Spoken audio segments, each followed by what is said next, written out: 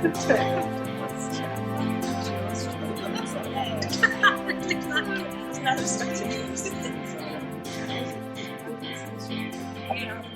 Welcome to Oz Chat. How are you, Carly? I'm okay. How are you? Yeah, we're getting there, aren't we? Good. I must apologise. There's roadworks happening, and I'm in stage 4 lockdown in Melbourne, and I do not think roadworks are essential business when we should be having sleep-ins. Anyway, very loud. I was going to say, and everyone's working from home, so yeah, roadworks is really helpful. Now, I have to say, does your top match the cover of Growing Up Disabled in Australia? Oh, it really does, doesn't it? Here it is. Look. They're pretty nice. Oh. Such a beautiful cover as well. I love it. I actually do have a dress that I bought because Growing Up Disabled in Australia was meant to be out. You're in the book. Growing Up Disabled in Australia was meant to be out in June, but because of COVID, it's not. It's out in February, and Anna,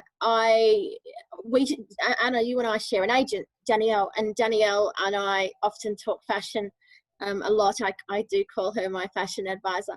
And I remember last year being in Gorman, and there was a dress that very much had the colours of Growing Up Disabled. And I don't think I had the book yet. No, I wouldn't have had the book yet. But I had seen the cover, and I messaged her and I said, I'm going to get this, because I always take selfies in the mirror. And she said, oh yeah, that's your Growing Up Disabled dress. But I think now that it's going to be so long between buying that dress and the book release, I think there might be a different dress in mind. Good excuse to have a second. Yeah. I don't think I'll ever keep up with you guys on the fashion thing, given my you're very monochrome. I actually went as far as a coloured jumper, but it reacted with the screen and did that with the lines. And I was like, oh, I really tried. I tried. And in summer it's different. Yeah, I just wear colour every day. But a few times when I've done TV that hasn't been like in a studio with everyone else, when there's a green screen, I'm always worried that my colours will not sit well with the screen. And it's a lovely green. I think even I can pull that one off without. Well, there's pink and there's yellow and blue on it as well. So I'll do my best. I have a load of colourful stuff. I just think the minute I'm in public view, I don't know why, and I don't think it's because I'm worried about that. In that way, it's a bit like I don't really know what it is, and it's something I've really been trying to process. Why I dress certain ways at home. Like I've got these trousers. They make me think of you. There's this lovely. They remind me of I can't remember the name of the. Names have gone out of my head, of some other stuff where they've got that kind of thing on it. Yeah, they're really cool. But I'd change out of them to go to school pickup. Oh, no, I'd keep them on. What's that? And I just put jeans on. Sometimes when I've gone to work, I don't wear jeans that often, but if I've worn jeans or even just black, people ask me, are you okay? Oh. Because I rarely wear jeans. Yeah, I can't even imagine you in I mean, I do sometimes. I actually don't wear jeans because they're a bit restrictive on me. Someone called them leg prisons, which I found really quite funny. I can't sit in them. I can't, when I get home, I have to take them off because my knees end up swelling because they don't stretch and they hurt everywhere. Yeah, else. I find that. I used to wear them a lot, but I just chose now to wear comfortable clothes, mostly leggings on the bottom and colour stocking. But this ISO, I've not worn many colour stockings. It's literally been leggings and a dress most days. I miss leggings. Can't wear. Anyway, I won't even go into it. The drama's over what I can wear when I'm standing and walking versus when I'm sitting. And so I'm just getting changed all the time. Wow. But I know it's a little bit weird, but that's okay. I'm okay with that if that's what I need to do. And I've learned how much difference it makes to feeling comfortable. Yeah, absolutely. When you do an event or something, if you feel comfortable. But then that's all this having your needs met stuff. I have learned so much from Say Hello. That'll make me choke up. The amount you've changed my life and how because I went through, and I've had a lot of dramas with reactions and not wearing any makeup anymore, which I never wore much of. I never really liked wearing a lot of makeup, but I still felt I had to because everyone would ask me if I'm sick because I'm really, really pale, right? And naturally extremely see-through. And to avoid being questioned, I would then try my hardest to, anyway.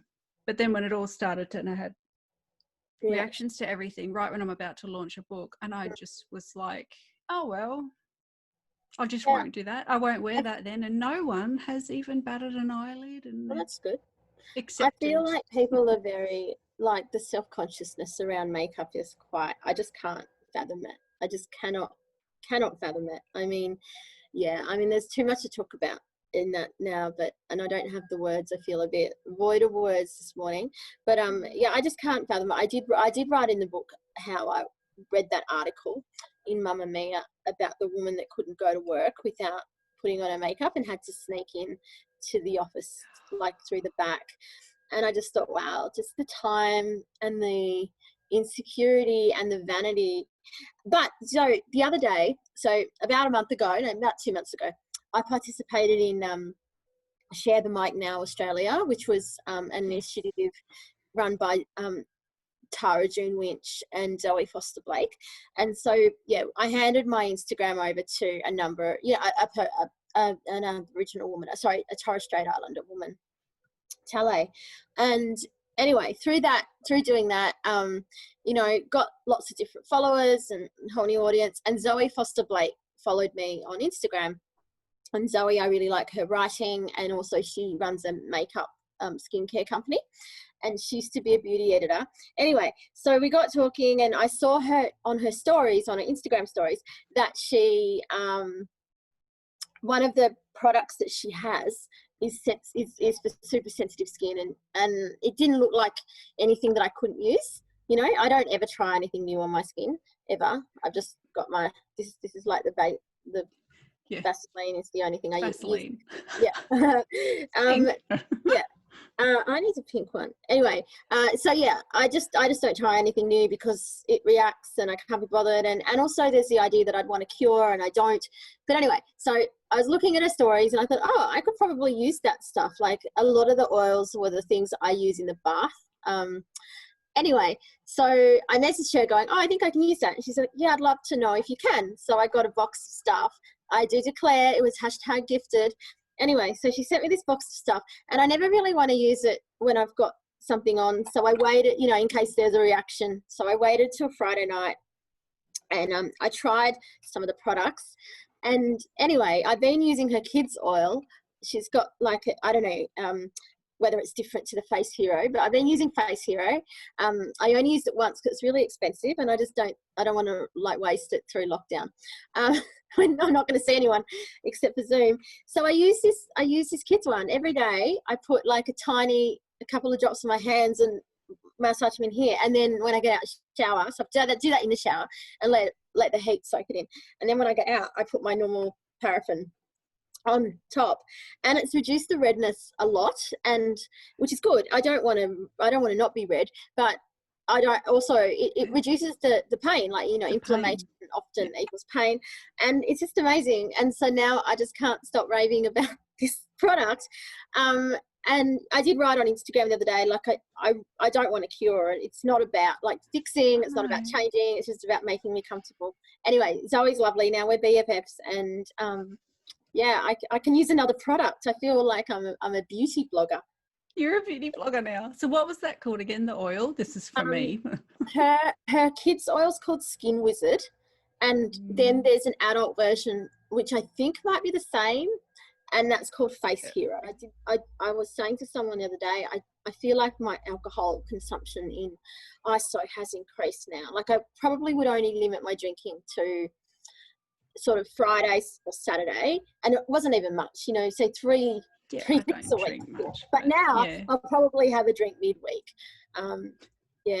Look at me not fessing up how much I drink. I'm not sure it's a healthy thing to advertise.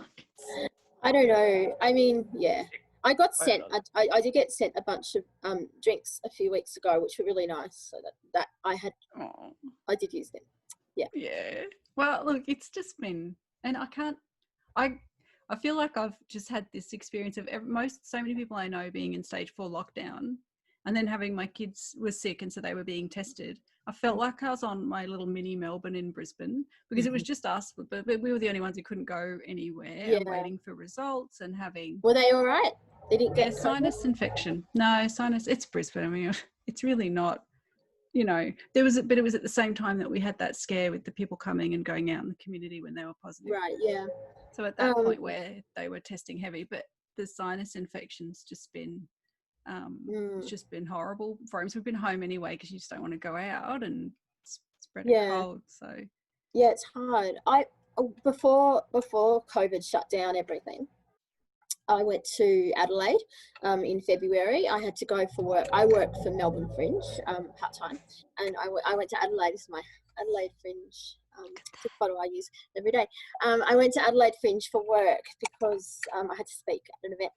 And anyway, so I was there for the weekend, and I did public karaoke, and I probably got sick from public karaoke. Like it was not, I wasn't drunk. Sorry, I'm not laughing you were sick. I'm laughing at the singing and karaoke because it just sounds like fun, but not getting sick. Like, Sorry, that's fine.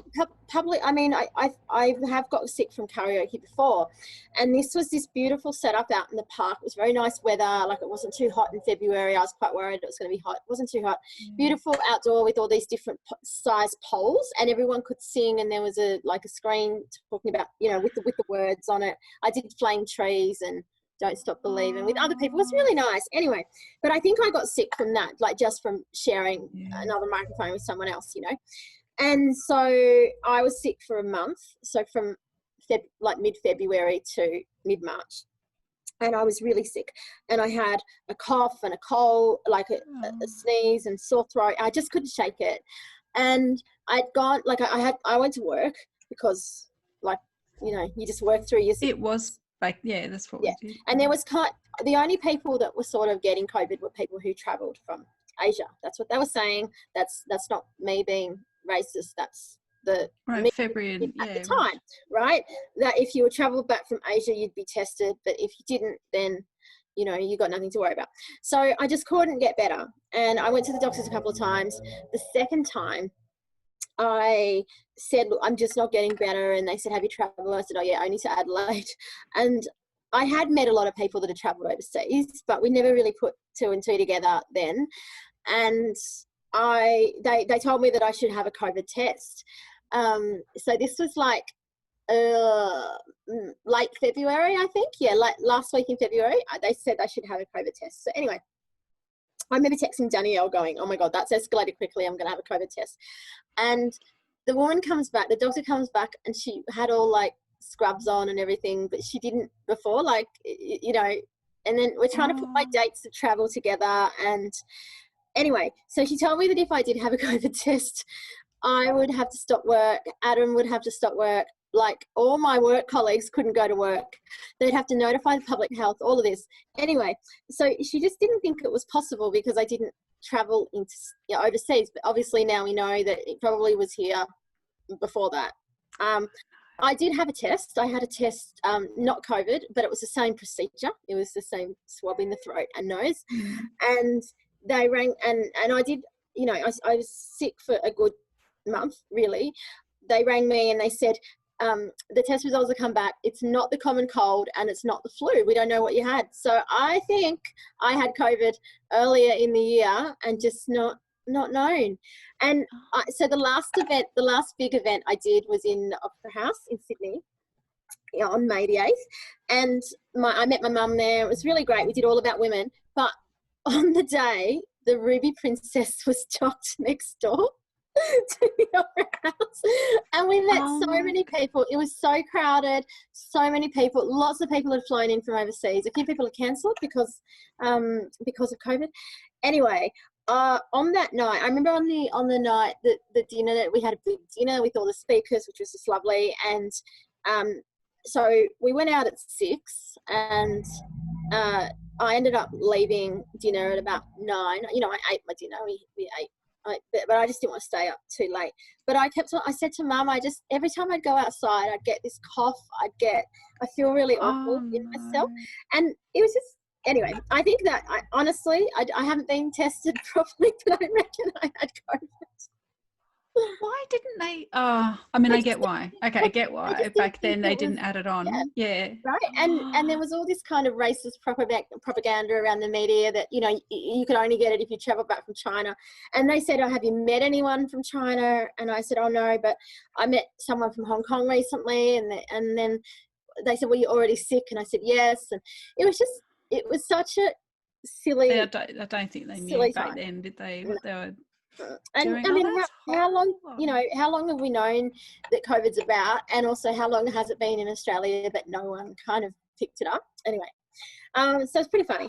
Oh my goodness! But that would have been horrible to be so ill as well, just in terms of your wellness. It was like a different feeling. Like, I mean, it was probably no different to the flu, but I did feel pretty unwell for a long time. And normally I get a cold for probably 5 days. I get sore throat, runny nose and a cough, and it goes away. But this was like kind of feeling yucky on and off, and I had a really bad cough. And I went home from work a couple of times. Just really odd. Anyway, yeah.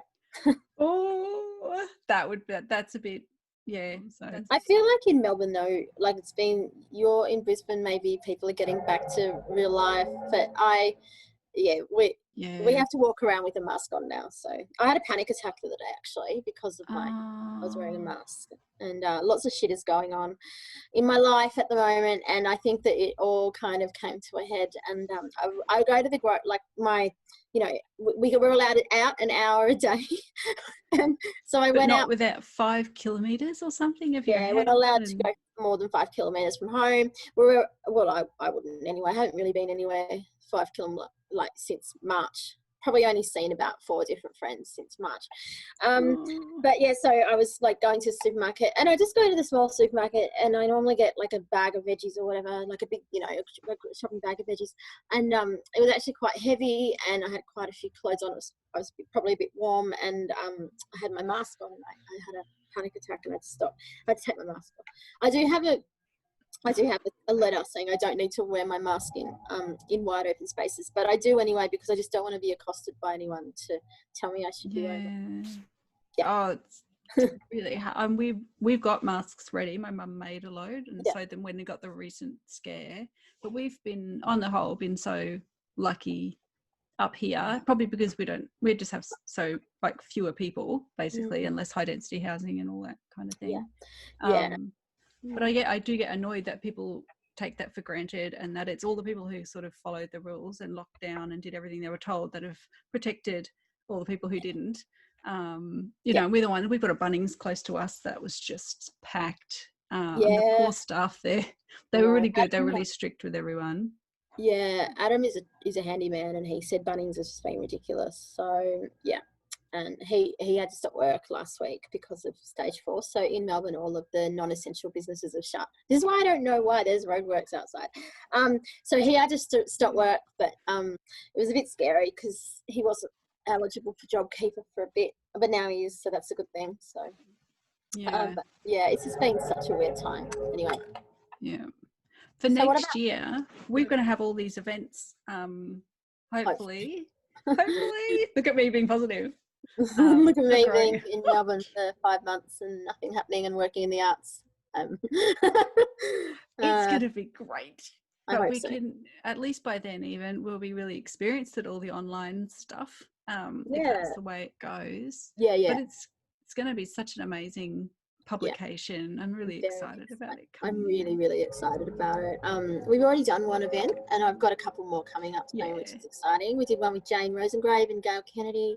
Today I'm actually going to be working on a media pack for all the contributors. So I really want the contributors to feel supported when talking to the media about the book, and so I'm putting together a tip pack. It's quite big in how to talk to the media.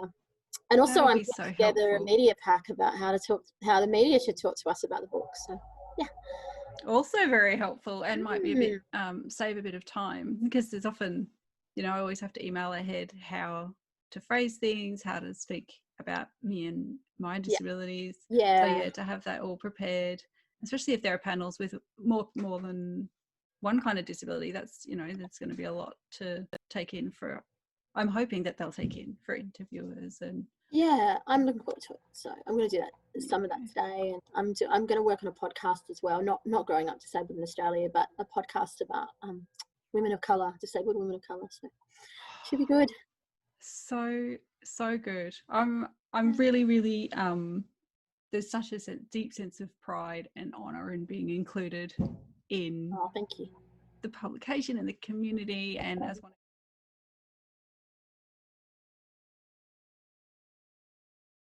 I've seen, so I'm in Growing Up African in Australia as well, and last year I did. Have you got that book? I do. Haha, look at all your growing up books. I like my growing up books. Yes, thank you. Last year I did the Byron Writers Festival with you were there, weren't you? I was there. And Maxine Benega Clark and Sarah El Sayed was there as well, and we were talking. And since then, Sarah's got a book deal, and so she's got a book deal. She's amazing. She's amazing, and it was so I know that lots of opportunities have come from being in books like this, so that's a good thing.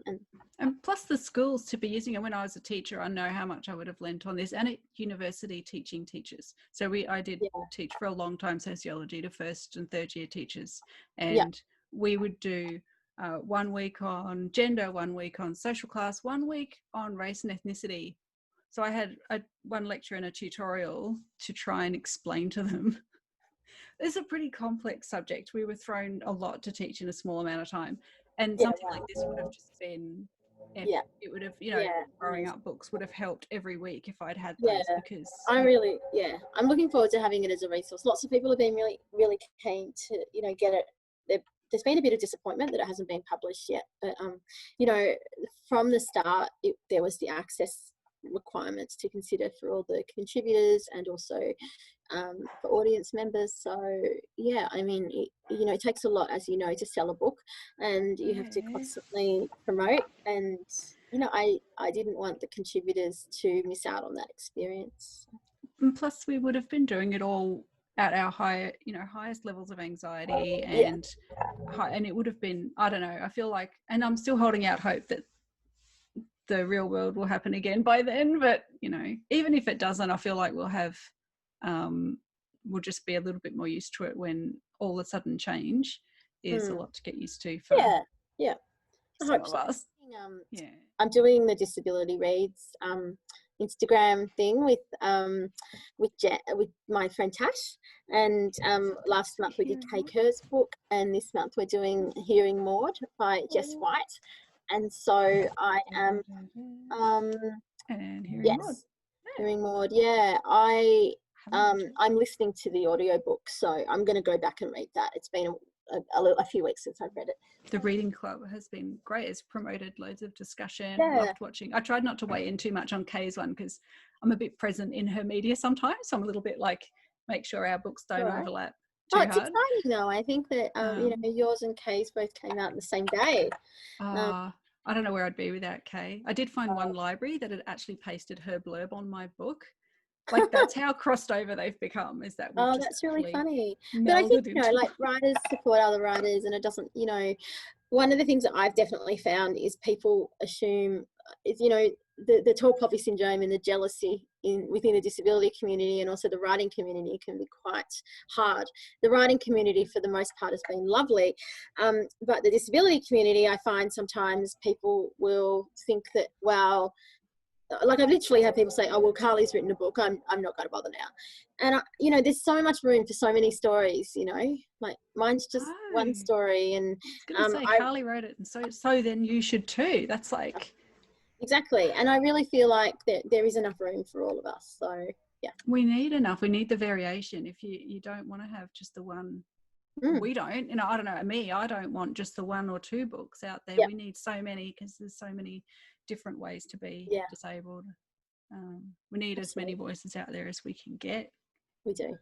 Yeah. Thank you so much for having me today. Thank you so much. Thanks you for coming on Oz Chat, and I hope you get some rest. Okay, sorry, I'm going. Okay, no worries.